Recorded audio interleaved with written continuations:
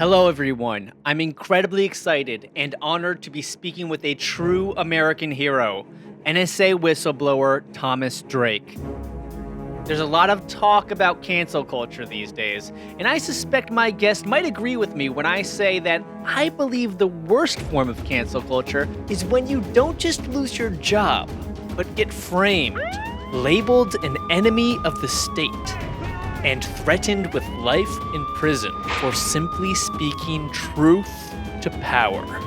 That's what happened to Tom when he blew the whistle on the fraud, waste, and abuse of the government's illegal warrantless surveillance program. For anyone concerned about America's move towards fascism, Thomas's story is possibly the most important story that so many people still don't know about. We all know about Edward Snowden, but according to Edward Snowden himself, if there hadn't been a Thomas Drake, there couldn't have been an Edward Snowden. Tom, thank you so much for joining me tonight. Thanks for having me on your show.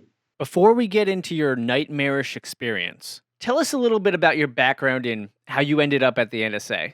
Well, that's quite a story in itself. I was in the Air Force during the latter years of the Cold War, flying on RC-135s. I had a short stint at the CIA. I was an intel officer in the Navy down at the Pentagon. My specialty area during those years in the Cold War was actually East Germany. So I got to know East Germany as a surveillance state very, very, very well, listening in on their communications. Never realizing how much that would come back to haunt me later in terms of what happened in the deepest of secrecy after 9/11 inside the United States. Sitting at home in February of 2001, I was a principal in a very small boutique.com, doing very well. But, I felt that call to serve my country again. And this is at a very senior level. It turned out the NSA was looking for senior executives from outside NSA, meaning people that had not grown up or been promoted to the senior ranks at NSA. And about a dozen of us were hired under a special outside hiring program. And that's how I ended up at NSA. And my first day on the job was 9/11. That looks like a second plane. That just exploded. And so for me, there's life before 9/11, and then there's life after 9/11. And it's the life after 9/11 that would forever change me. Little did I know, of course, how far the United States government would go to not just take the wheels off the Constitution, which is the rule of law in the US, but we would be in an entirely different vehicle. And it was basically a series of secret decisions and acts and signatures by the president and vice president that created this secret national security regime that no one knew about. So you can imagine, and this is what happened to me, is you start finding out because of where I was and what I did, that we were violating the Constitution, and we were looking to Congress to give us all kinds of money. As I recall, 9/11 was a fundamental failure to provide for the common defense. We utterly failed the nation. Almost 3,000 people were murdered that day. We failed to keep people out of harm's way. No. That was not the response of the number 3. Her name's Maureen Baginski. She was a SIGINT director, and she says, no, direct quote, 9/11 is a gift to NSA. We're going to get all the money we want and then some. It was not viewed as a failure. It was viewed as an opportunity. Do not let the crisis go to waste. And so it was already a multi-billion-dollar budget for NSA, quickly doubled over the next 2 to 3 years, and massive amounts of waste. And then there was this other thing. The thing ultimately led to the government coming after me. So what they did was take the full power of NSA and say, turn it on the United States. I knew that early on. There was verbal authority that was given. Ultimately, I did not know at the time, although I was aware of meetings taking place downtown. On 4 October, it was official, written presidential finding authorizing what became known, and this is the cover name, Stellar Wind. This is a mass surveillance regime. They quickly grew to include all kinds of surveillance without a warrant, and not just outside the U.S., but fully within the U.S. The program collected emails, phone conversations, financial transactions, and the web activity of millions of American citizens without a warrant. And so there you are. What do? We had annual training. You could not spy on an American without a warrant. Could not. There were special provisions, right? But you still had to get a warrant, like an emergency situation where you could temporarily surveil, but you still have to go back for a warrant. There was criminal sanctions, Matt.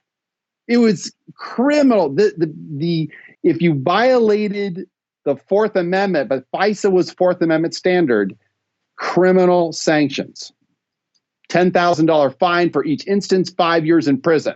No one's ever actually gone to prison or been fined that I am aware of in the entire history of the Foreign Intelligence Surveillance Act. It's just mind-blowing that everybody in these intelligence agencies has this training that you're not supposed to be doing this to U.S. persons, but no one speaks out.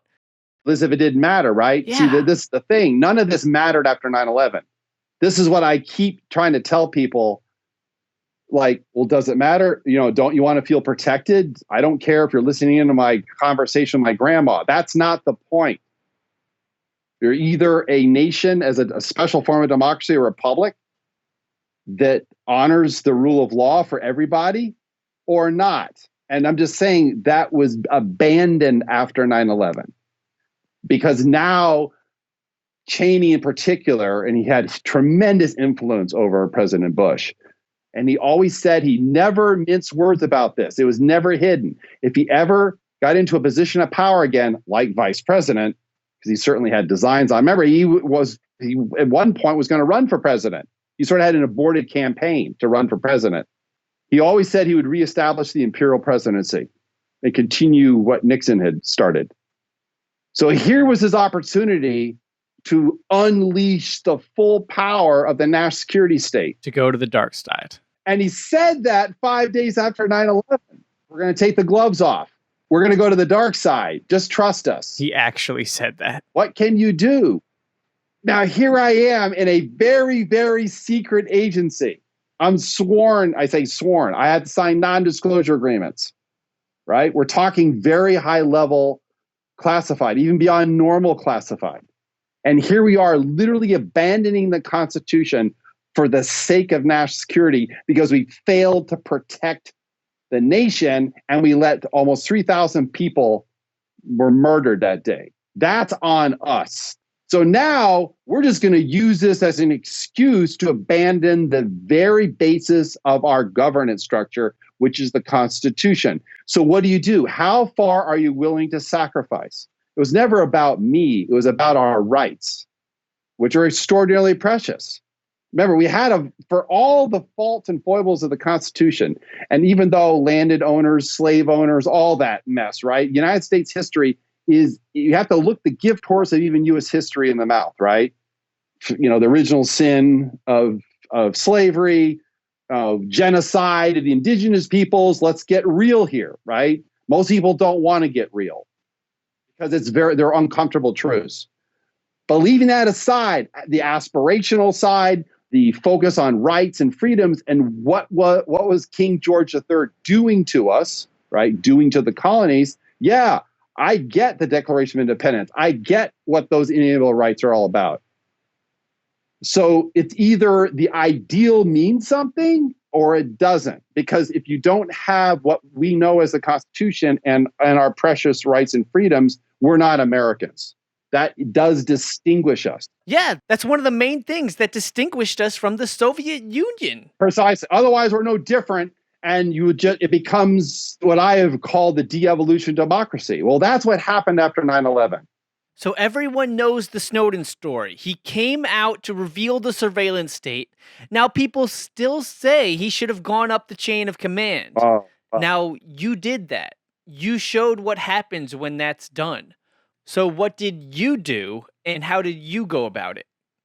Because I wasn't going to violate statute. I wasn't going to violate administrative procedures or policy, nor was I going to willfully violate the law. So there are whistleblower channels. These are disclosure channels. They're supposed to be protected. But given the nature of what I was blowing the whistle on, I mean, any whistle, you don't wake up one day and say, hey, I'm going to become a whistleblower. I never saw a whistleblower. The guidance counselor, I don't remember, looking at career choices, I never remember under W seeing whistleblower. Yeah. But there I was. And what do you do, right? So, yeah, I started blowing the whistle. I blew the whistle with Maureen Baginski. I ended up going to the Office of General Counsel. I ended up going to the IG's office, the Inspector General's office. I ended up going under the Intelligence Community Whistleblower Protection Act to the congressional committees, both Senate and House. I had gone through every channel that existed over the course of the 4+ years. So all of those turned out to be exposure channels, and I was severely retaliated against. Just so we're all clear, everyone says Snowden should have gone through the right channels. You did that. Yes. And you're supposed to be protected. Supposed to be. But you're not. But you're not. Look, I can tell you that when I went to Congress, I couldn't prevent myself from being detected. I was pulled aside by Maureen Baginski in February of 2002 after her executive assistant said she needs to speak with you. So out in the hall, she warned me. And this is chilling. I haven't related this in quite a while, but it's just chilling in terms of the context. She says, be careful, Tom. They're looking for leakers. They were not looking for leakers to the press. It was leakers to Congress. Wow. They didn't want Congress to know the truth. My final whistleblowing within the system was actually November of 2005 with General Keith Alexander. He was the successor to General Hayden. Hayden ultimately went on to be the head of the CIA. So you violate the Constitution, you get promoted. Right. Some. Yeah. You expose violation of the Constitution and... Hammered. Yeah, hammered. And remember, this is all within the system.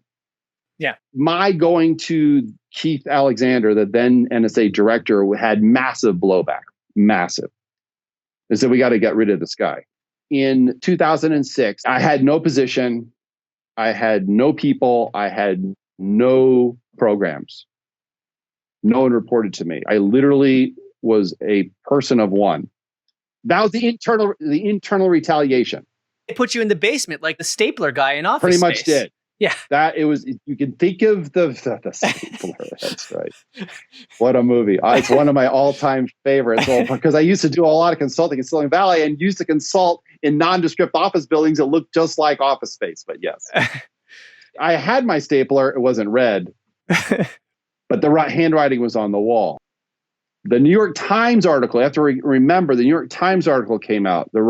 James Risen, Eric Lichtblau, revealing for the first time, which turned out was the tip of the iceberg, the so-called warrantless wiretapping program caused a huge, you talk about NSA, the president, vice president going apoplectic, that's an understatement. So few people knew about the secret surveillance program that had been launched in the deepest of state secrecy post 9/11 that it wasn't too hard to figure out who might know about the program. And even though I wasn't, as they call, read into it, I had gotten to know about that program quite well. I had blown the whistle on it to Congress and to others. I confronted my own boss originally as to what are we doing violating the Constitution? So I was automatically suspect. Even though you were not the source for Risen's New York Times article. Right. I was not. Now, in late February, I did anonymously did make contact with a Baltimore Sun reporter. And you only, again, totally by the book, it was only unclassified information. Right. Although technically I was in violation of administrative policy. You were not to have unauthorized contact with a reporter. But now that's just policy at the NSA. That's not a crime, right? Correct? No. Okay. Just so everyone's clear. Yeah. That is correct. But I knew that I risked it being viewed as a crime up to and including what happened to Ellsberg. Danial Ellsberg exposed the lies of the Vietnam War when he leaked the war's secret history known as the Pentagon Papers in 1971. The main ball's Ellsberg. We gotta get this son of a bitch. Ellsberg became the first whistleblower in history ever indicted under the Espionage Act for leaking information to the press. Thomas Drake would become the second. So here you are. I'm ultimately exercising First Amendment, which isn't, remember, the grievance against your own government. People forget about that right in the First Amendment. It didn't matter that I went to them with only unclassified. It was just a matter of when, not if, because what happened after the New York Times article was published, they launched, DOJ, a massive criminal leak investigation. We're talking massive. It ultimately swept up a number of FBI agents, 25 FBI agents full time, including people from their elite mole hunter unit. That's the unit that literally is specially trained to go after real spies. And 5 full-time prosecutors, millions and millions of dollars over multiple years. They were given a directive that came all the way down from Cheney, fine and fry whoever, making it burn them, making an example of them. So you got the FBI on you, the people that are supposed to be looking out for actual foreign spies. They're on you because you're a concerned citizen about the effective shredding of the Constitution. Yeah, it became a crime. It became a crime, a state crime, to call out the crimes committed by the state. So I'm part of an active investigation starting in April of 2006. I wasn't indicted for almost 4 years until 4 years later. So it was a living hell for me for 4 years. 2007, I got raided. It's another frozen day. I was getting ready to go down to the National Defense University at Fort McNair, where I actually taught national security policy and leadership ethics. And I'm getting ready, and I look out the window, and guess what I see pulling up from 2 different directions? I live on a dead-end road. FBI agents, about a dozen of them, jumping out of cars and streaming across the front yard. And, you know, my heart's up in my throat. And they read me my Miranda rights, but I chose to continue blowing the whistle and naming names up to and including the president. They didn't want to hear about that. They considered me a direct insider threat, that I was the primary source, and I was such a threat that they had deemed it necessary not just to raid me, but to strip my house of any and all papers and electronics, looking for any evidence at all that they could hang me with. They also raided my office at the National Defense University, and they raided my car. And they even took a book from your shelf, books as evidence? They took a number of books. That is, yeah. They took Rise and State of War book. I had it. And I asked them why. I says, well, it's been our experience with spies that they'll make notes in the margins and use, invisible ink. I'm not kidding you. I was made into something I actually wasn't. It was a very dark period for me. On a personal level, and extraordinarily, it's probably the low, short of isolation, right? In a tank. I can't even begin. I mean, psychologically, it was an incredibly because you lost all your work, you've lost all of your links, families questioning who you are, relationships are severed. It was a very, very dark period for me in terms of just the isolation, and not know what I would do. This is a result of the raid and the press, negative press that you got at this point. Oh my God. Well, there was a blip. People were, there was rumors, lots of rumors, but because no one knew, there was an FBI spokesperson at the end of my driveway. They actually had people on camera. It's halfway through the raid. This is bizarre. It's surreal when I think about it. WMAR Channel 2 out of Baltimore, Fox 45 had the big boom antennas sitting out on the Boulevard Road, streaming live from noon on for like the next 5 hours. So it was at the evening news and then the next morning. Okay.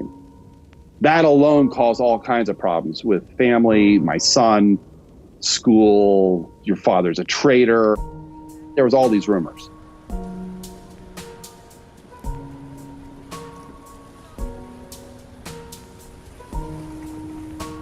In 2008, I'm in New York City trying to clear my head. And I got a call from the liaison FBI agent saying that we need to interview again. And when I got to their field location outside of DC, they said, there's someone here to see you. It was the chief prosecutor on the entire case. And he literally said to me, "How would you like to spend the rest of your life in prison, Mr. Drake, unless you start cooperating with us?" I said, "There's nothing to cooperate." They wanted me to make a confession. It was Kafkaesque, in a dark room with no windows. I faced 35 years in prison because I dared to call out government wrongdoing and criminality. So you can imagine sitting there, there's a whole lot going through your mind. Because you realize if you do cooperate, you might spend a lot less time in prison, but you're still going to spend time in prison. And he was talking like 20 years. Well, that's better than like 30 or 40. 20? So I broke it off at that point. I literally said this: I will not plea bargain with the truth. I resigned from NSA shortly thereafter, after I got legal counsel. I spent all kinds of money for the next 2 years defending myself because the government tried to get me into a plea agreement in which I would spend a considerable amount of time in prison. But I continued to refuse. So I was at work, and I still work for Apple. I don't advertise it, but I still do. It's where I ended up. That's where I started part-time. I've been there now for 11 years. I was working in one of their greater DC stores, and I was at lunch, and I got this phone call from my criminal defense attorney. He says, "Where are you?" I said, "What do you mean? I'm having lunch." He said, he thought I'd been picked up by the FBI and was being booked. He was going to have to come get me. He said, they just handed out an indictment on you. 10 felony count indictment, 5 under the Espionage Act, 4 for making false statements, which themselves were false, and 1 for obstruction of justice. 35 years in prison if I was found guilty on all 10 counts. I didn't know. I mean, this is my criminal defense attorney calling me for the first time to tell me I've been indicted. Turned out it was very public. Both FBI and DOJ spokespersons were actually talking about how bad a person, how much of a traitor I was. That started the active nightmare because I had no money left. I ended up with public defenders. I was declared indigent by the court. I spent the next 14 months knowing that I could still end up in prison. And it didn't matter that none of what they said I had retained for the purpose of disclosure or what I'd actually disclosed, it didn't matter. That it was all unclassified. They wanted to frame me. They wanted to make me the example. I'm the only person to date, just like John Kiriakou is the only person to date, who ultimately was indicted, him for the torture program, for revealing it, me for having temerity to actually call out government criminal activity at the highest levels, up to and including the president. And it's worth noting, this is a time when Obama had just come to office saying he would protect whistleblowers. He was for transparency. Yes. No one came to my defense. It's important for you to know, and you should find this of interest. No one, even those you would think in Congress, would have shown some sympathy. Neither Patrick Leahy, neither Bernie Sanders, or any number of others came to my defense. My father, he passed away a couple of years ago, World War II veteran. He actually wrote a letter to his local congressperson, Lamar Smith. At the time, you have to remember, this is 2010. He was the presumptive head of the House Judiciary Committee. My father was so concerned by what had happened to me, he wrote a letter. And you know what Lamar Smith's response was? Not in my jurisdiction. Whoa. No one wanted to touch it. Did you know not even the ACLU filed a friend of the court brief? There was too much deferring to Obama. I must have been a really, really bad guy. Let him hang. Let him face the music. You did the crime, do the time. I had family members in my saying that. Radio silence. In fact, some congresspersons were looking forward to seeing me in an orange jumpsuit. Now, Obama knew about my case directly. We're talking about Oval Office level meetings knew about me. They're just making an example of me. It didn't matter. Just so people know how far they went to framing you, correct me if I'm wrong, but they classified documents that were previously unclassified to make it look like you had leaked classified documents. Yes. That's the frame job. They literally just took documents that I had been authorized to leave with from NSA, went through the security office clearance, everything. People, this is little known. This wasn't a case like the government argued before the judge. Oh, he started taking out this. We have a whole history of him removing documents in 2002. That's literally false. That was another part of the frame. When I left NSA to go down to the National Defense University, I had to clear my office. There was things that were highly classified that ended up, because of my background in history, that ended up in the history. There's a whole classified history part of NSA. So there was a special office for that. There's other things that went to colleagues in other departments. What was left that I was able to take with me that the security officer officials went through was all unclassified. But it didn't matter. What they did is they took selective documents and retroactively classified them. And in fact, at one point they said, oh, he should have known they were actually classified. And at one point they even argued for the judge they were born classified, which was a whole nother interesting argument that they were attempting to make. And then it got to the point where it didn't matter whether it was classified or not. It deserved, because it came from NSA, he stole it, although I didn't. He stole it, so he purloined it. Because it was NSA material, it deserved the same level of protection as if it were classified. Now, you talk about a pretzel version of classified logic, but see, it's the government's asserting it. In fact, they asserted at one point the judge couldn't say whether he had no bearing on it. You can't, he actually argued that. You cannot say whether it is or isn't. Jesus. The problem is that senior officials, my level and even above, including the Haydens of the world, would frequently give public announcements, make pronouncements. They'd be interviewed. They'd be on panels. This all started coming out. I had defense experts as well, started coming out. How can the government argue that this is retroactively classified when General so-and-so or official such and such actually said this in public? So the government's case started to erode. But that took this is 12 months in after I was indicted. And so ultimately what happened, literally the day before we were supposed to go to trial, Ellsberg, who I got to know really, really well, was going to fly in from Kensington, California to actually sit out on the steps of the federal district courthouse in downtown Baltimore, because he was like, wow, this is a critical case. First whistleblower since him, being indicted under the same Title 18 Espionage Act. It's so critical for people, the public, to understand what was going on inside and why was it such a direct threat to the First Amendment and the rule of law. I got to know how corrupted the justice and the prosecutorial system is in terms of what's been happening in the United States from the inside out. And what they do is they just lard up the charges, knowing that if any one of them sticks, it's still several years in prison. So there was a window, and a very small window, in which I ended up, and it was a plea bargain, last second, where they dropped all of the felony counts for a minor misdemeanor. So all the original 10 felony counts in the indictment were dropped.